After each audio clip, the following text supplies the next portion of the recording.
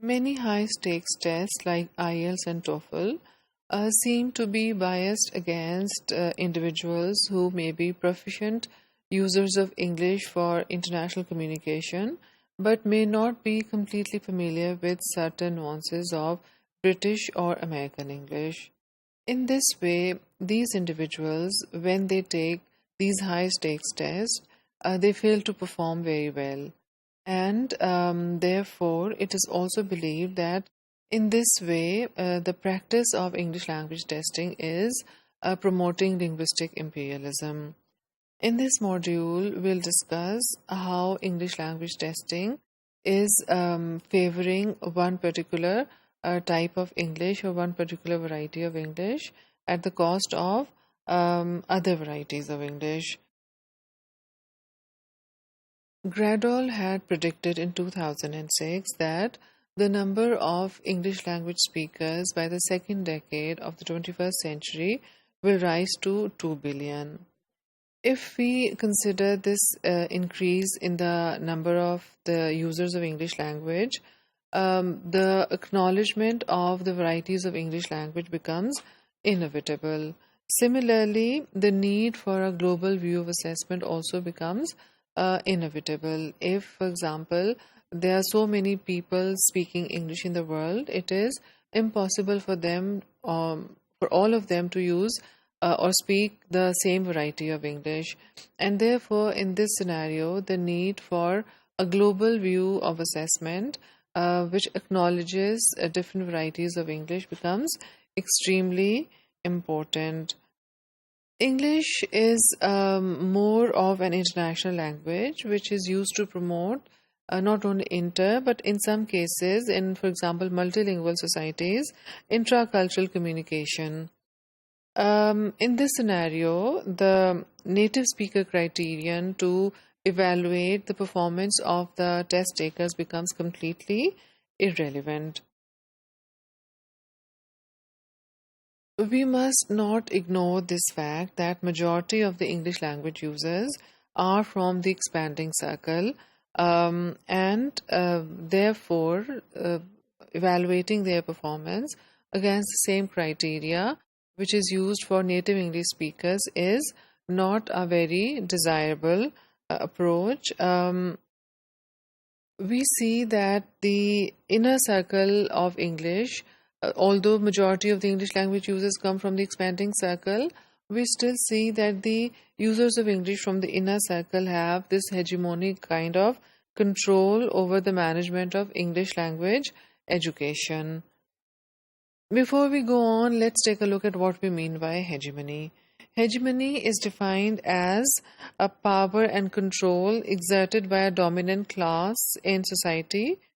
Is sustainable if it gains support through consent of the masses. So according to Gramsci, hegemony is not only this control by a dominant group, but this power and control by a dominant class becomes sustainable if it is supported through consent of the masses. If the masses do not resent it, if the masses do not protest against it, do not reject it, it becomes sustainable, it becomes persistent, it becomes it doesn't change then, it becomes consistent.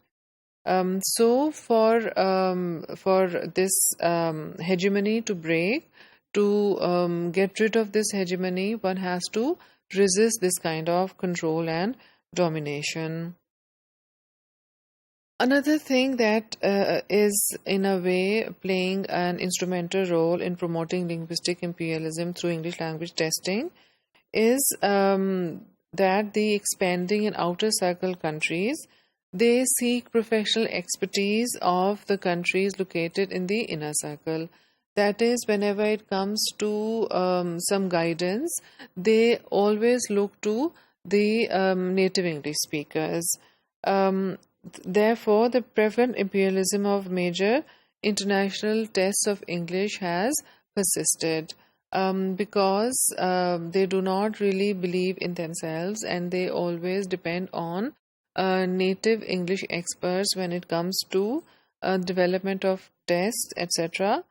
they in this way they show a complete dependence on native English speakers and the tests developed by them.